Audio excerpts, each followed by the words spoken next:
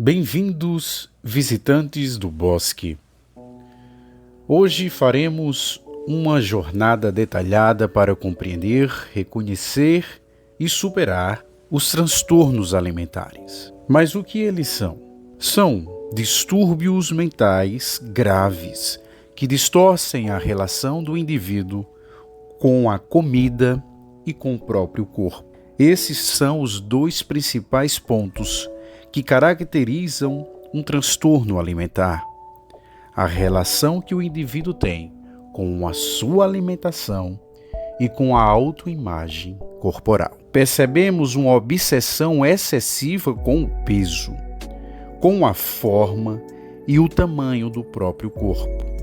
Esses transtornos levam a comportamentos alimentares prejudiciais e extremamente negativos, impactando de forma significativa e substancial a saúde física e mental da pessoa, que entra em um processo, em um ciclo de convivência com o alimento e com a autoimagem absolutamente prejudicial e sem perspectiva de alcançar metas. Quando a meta é quanto mais magro, melhor, essa pessoa está caminhando para riscos perigosíssimos para a própria saúde. O primeiro transtorno se chama anorexia nervosa.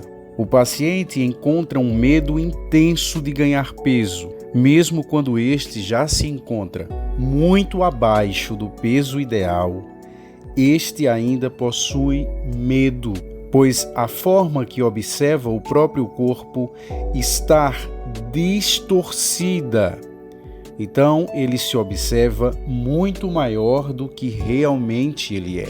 Conviver com alguém com anorexia é entender que, aos olhos deste, a imagem que é vista no espelho, que nós vemos nela, não se comunica, pois ela enxerga algo totalmente diferente do que nós enxergamos devido ao distúrbio que essa pessoa está passando. Sendo necessário paciência, o anoréxico tem restrições severas em sua dieta, o que conduz a uma desnutrição e um emagrecimento extremo, chegando a imagens realmente impactantes. Os comportamentos compensatórios para evitar o ganho do peso podem ser exercícios físicos excessivos, uso de laxantes, diuréticos e enema. Chamamos de comportamento compensatório o hábito que o paciente possui para compensar quando acredita que se alimentou demais ou que engordou. Há uma tendência de haver um isolamento social, evitando eventos e atividades que envolvam comida.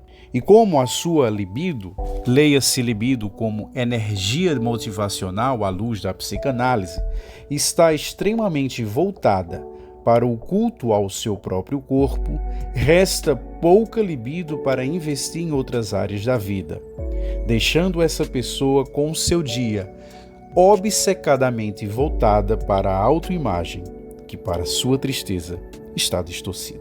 Então ela precisará lidar com uma fraqueza, com a fadiga, com um cansaço extremo, com a falta de energia para realizar as suas atividades. Não é incomum desmaios, depressão, ansiedade e alteração de humor, e até mesmo pensamentos de finalização. É impressionante como a mente pode mudar quando o seu corpo não está adequadamente nutrido. Aí nós nos deparamos com o segundo tipo de transtorno alimentar que será abordado nesse vídeo: bulimia nervosa. Na bulimia existem episódios recorrentes de compulsão alimentar. Aqui, o paciente come grandes quantidades de comida em um curto período de tempo, com uma sensação de perda de controle. Perceba que na anorexia esse comportamento não é percebido, mas no bulêmico sim. O ponto aqui é que logo após ingerir voluptuosas quantias de alimento, o paciente com bulimia vai procurar se livrar da comida ingerida, regurgitando, purgando, através de uma autoindução à regurgitação. Mas aí nós encontramos as semelhanças. A preocupação constante com a forma e o peso corporal, uma autoestima extremamente baixa e um sentimento de culpa pela própria compulsão alimentar. O bulímico pode apresentar algum grau de autoconsciência, percebendo que possui uma característica que, inclusive, a causa culpa. Então, há um desgaste dentário do esmalte dos dentes, uma erosão da mucosa bucal e problemas digestivos devido ao excesso de vômito autoinfligido. O ácido que compõe parte da estrutura do estômago é regurgitado passando pelo esôfago e mucosa, que por sua vez não possui as defesas adequadas nas suas paredes para resistir à ação desse ácido. Tudo bem quando acontece nas proporções de uma pessoa que não possui o transtorno, mas quando você passa a regurgitar todo dia e várias vezes, isso se tornará um grande problema. Ainda podemos citar os desequilíbrios eletrolíticos, a desidratação e, mais uma vez, o paciente se encontrará ansioso, com humor alterado e com poucas condições de executar de forma adequada as atividades e trabalho do seu dia a dia. Agora nós vamos falar sobre a compulsão alimentar, ou o transtorno da compulsão alimentar.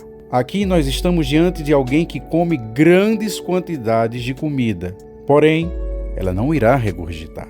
Ela irá comer de forma voluptuosa. São pessoas que encontraram na comida refúgio emocional para as suas dores e angústias mentais. Perceba que comer é a forma compensatória mais rápida que encontramos. É a satisfação mais simples de se alcançar. Por isso, não é tão incomum as pessoas buscarem se alimentar mais, comerem mais, quando estão desgostosas. Algumas sentem restrição de apetite, mas outras até ganham peso por buscarem recursos nos prazeres da alimentação. Porém, quando chegamos no transtorno de compulsão alimentar, aí não será difícil percebermos a obesidade nesses pacientes quando estão imersos no transtorno de compulsão alimentar de forma crônica. Alguém que adquira o transtorno de compulsão alimentar pode sofrer um ganho de peso repentino, algumas vezes conduzindo a um isolamento social e vergonha por uma mudança corporal tão forte, contundente e constante. Uma boa pedida é conhecerem Quilos Mortais. É uma série. Lá você vai conhecer pessoas com compulsão alimentar. Não adianta se submeter a uma dieta se a sua mente entende que o seu repouso, que o seu refúgio está na comida. Perceberá que os pacientes, para terem uma perda de peso realmente constante, segura, visando o longo prazo, passa por um processo terapêutico que verdadeiramente confrontará as raízes emocionais da origem dos transtornos. E agora estamos falando para todos os pacientes de transtorno alimentar, sendo imprescindível a utilização da terapia ou a busca pessoal pelo autoconhecimento para compreender as questões emocionais que conduziram tanto a bulimia e a anorexia no processo de emagrecimento, como o que levou a uma relação exagerada com a alimentação no transtorno compulsivo. Nos 3 casos, por vezes, o paciente foi vítima de bullying. Na anorexia e bulimia, temos pacientes que foram vítimas das pressões estéticas, da chamada pressão fitness, que pega algumas pessoas de modo mais leve e outras de forma mais intensa, mas inevitavelmente todas as pessoas em algum grau foi pega pela pressão fitness. Ou seja, pela necessidade de estar em um corpo fit.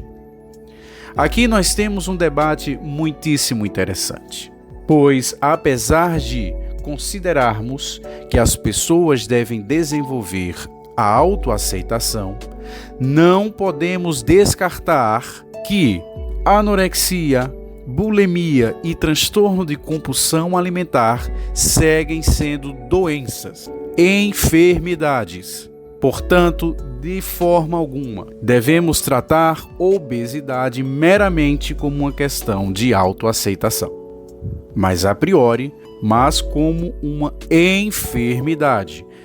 Todos os corpos possuem um peso ideal para o seu funcionamento adequado, fisiologicamente falando.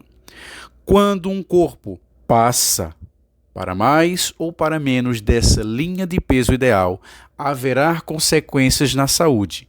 Então, do ponto de vista de saúde, não há o que se conversar sobre isso. É doença, faz mal e não deve ser incentivado. Mas quando tratamos para o ponto de vista humano e social, passa a ser pertinente desenvolver o respeito pelos corpos diferentes, desenvolver o respeito pelas pessoas com sobrepeso e com subpeso, aceitar os corpos do jeito que são, mas sem perdermos a linha de que transtorno alimentar e peso para mais ou para menos do ideal segue sendo um risco para a saúde. E isto deve ser muito claro. Busque ajuda. Se você é alguém que tem ou conhece pessoas com os sinais aqui apresentados, é crucial a ajuda do profissional e das pessoas no seu entorno. Seguir culpabilizando essas pessoas, culpando e as ameaçando com as possíveis consequências dos seus atos, não surtirá efeito algum além de briga, desentendimento e desgaste. É necessário demonstrar empatia, respeito pela pessoa, apoiá-la. É importante apresentar a elas calmamente opções e recursos sem culpabilizá-las. Em um cenário que não tenha tanto desgaste e briga, há uma chance maior do paciente adquirir autoconsciência e buscar ajuda.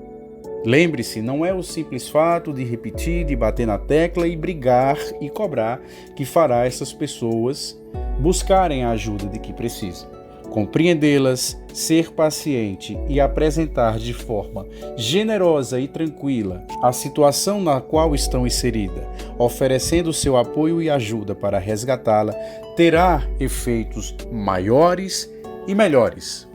Visitante do bosque, thank you for watching my movie. Retorne mais vezes, compartilhe para que mais pessoas descubram o caminho do bosque. E lembre-se, desenvolver a autoaceitação e a autoestima, que são mãe e filha, vai te fazer a ceder menos a essas pressões, a se importar menos com o julgamento das pessoas e ter uma vida mais saudável, desconectada dessas pressões irreais de padrões estéticos.